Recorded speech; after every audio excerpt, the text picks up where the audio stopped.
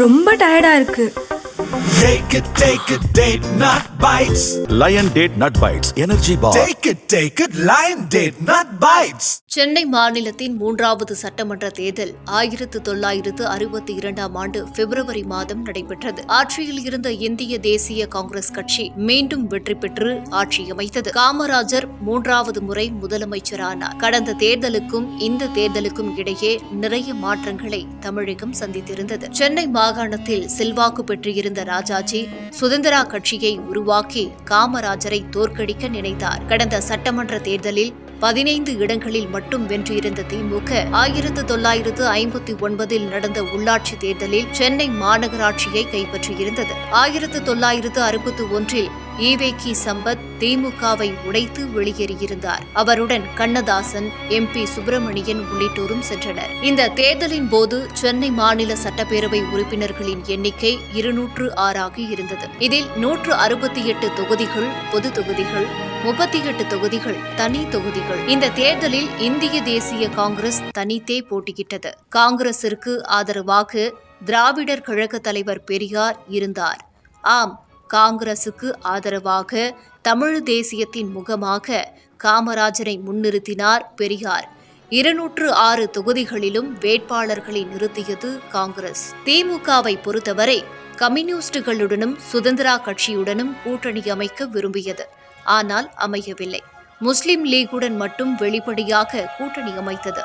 திமுக 142 சட்டமன்ற தொகுதிகளில் மட்டும் போட்டியிட்டது.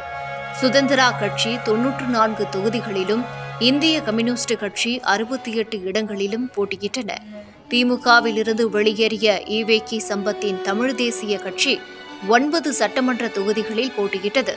முத்துராமலிங்க தேவரின் ஃபார்வர்ட் பிளாக் கட்சி 6 தொகுதிகளில் போட்டியிட்டது. சுதந்திரா கட்சியும் ஃபார்வர்ட் பிளாக் கட்சியும் கூட்டணி அமைத்திருந்தன. சீபா ஆதித்தனாரின் நாம் தமிழர் கட்சியும் களத்தில் இறங்கியது. இந்த தேர்தலில் வெற்றி பெறுவோம் என்ற நம்பிக்கை இருந்தாலும் திராவிட நாடு கோரிக்கையை தொடர்ந்து எழுப்பி வந்த திமுக வளர்ந்து வருவதை எச்சரிக்கையுடன் கவனித்து வந்தார் காமராஜர். ஆகவே கடந்த தேர்தலில் திமுக வெற்றி பெற்ற 15 இடங்களிலும் பணபலமும் செல்வாக்கும் நிறைந்த 15 பேரை நிறுத்தினார். அண்ணாவிற்கு எதிராக SV நடேசா முதலியார் நிறுத்தப்பட்டார். திமுக வெளியிட்டிருந்த தேர்தல் அறிக்கையில் வரி குறைப்பு, சீர்திருத்த திருமணத்தை செல்லுபடியாக்க சட்டம், பேருந்து போக்குவரத்தை நாட்டுடைமையாக்குவது, தமிழை ஆட்சி மொழியாக்குவது, விருப்ப பாடம் என்ற பெயரில் ஹிந்தி திணிப்பை எதிர்ப்பது, தூத்துக்குடி துறைமுக திட்டம், கடல் நீரை குடிநீராக்கும் திட்டம், கட்டாய இலவச கல்வி, எல்லா நகரங்களிலும் பாதாள சாக்கடை போன்றவற்றை முன்னிறுத்தியது. காங்கிரஸ் தேர்தல் அறிக்கையில் நெய்வேலி அனல் மின் நிலையத்தை கொண்டு வந்தது, பெரம்பூர் ரயில் பெட்டி தொழிற்சாலையை கொண்டு வந்தது ஆகியவற்றை சாதனைகளாக சொன்னது. பெரியாரின் விடுதலை பத்திரிகை திமுகவை கடுமையாக விமர்சித்தது.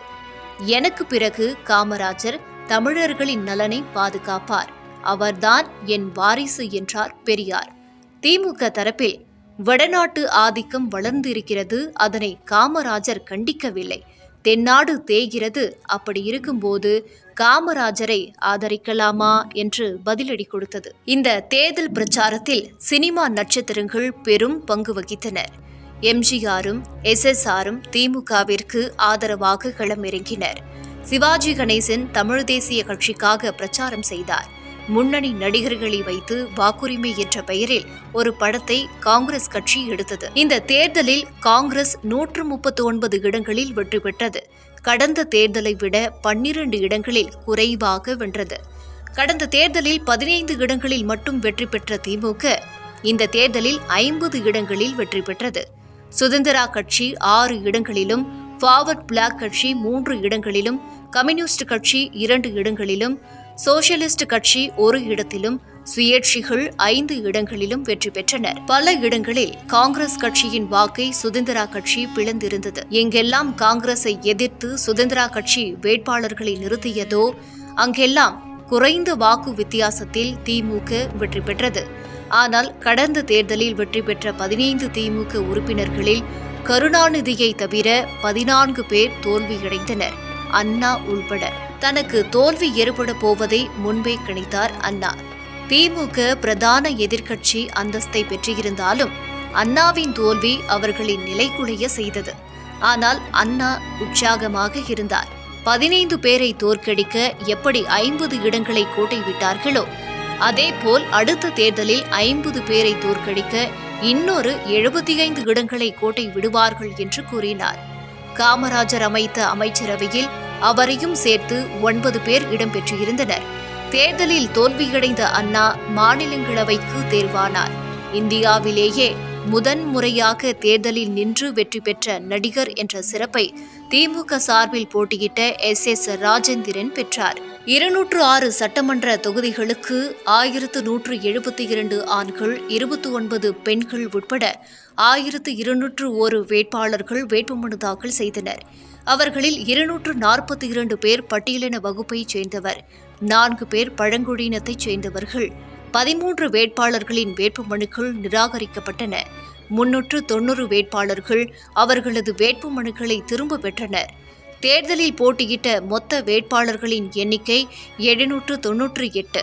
வெற்றி பெற்ற 206 வேட்பாளர்களில் 13 பேர் பெண்கள், அவர்களில் 11 பேர் காங்கிரஸ் கட்சியை சேர்ந்தவர்கள். காமராஜரை முதல்வராக கொண்ட ஒரு புதிய அமைச்சரவை 1962 மார்ச் 15ஆம் தேதி அமைக்கப்பட்டது. ஆனால் காங்கிரஸ் கட்சி தேசிய அளவில் தளர்ந்து வருவதை தடுக்க காமராஜர் மூத்த காங்கிரஸ் தலைவர்கள் அனைவரும் தங்கள் பதவிகளை ராஜினாமா செய்ய வேண்டும் என்றும், காங்கிரசின் மறுமலர்ச்சிக்கு தங்கள் முழு ஆற்றலையும் செலவிட வேண்டும் என்றும் ஒரு யோசனையை அப்போதைய பிரதமர் ஜவஹர்லால் நேருவிடம் பரிந்துரைத்தார். இப்படி அவர் முன்வைத்த யோசனைதான் காமராஜர் திட்டம் என்று பரவலாக அறியப்பட்டது. இந்த திட்டம் நேருவாலும் கட்சியாலும் ஏற்கப்பட்டது. மற்றவர்களுக்கு ஒரு எடுத்துக்காட்டாக விளங்கும்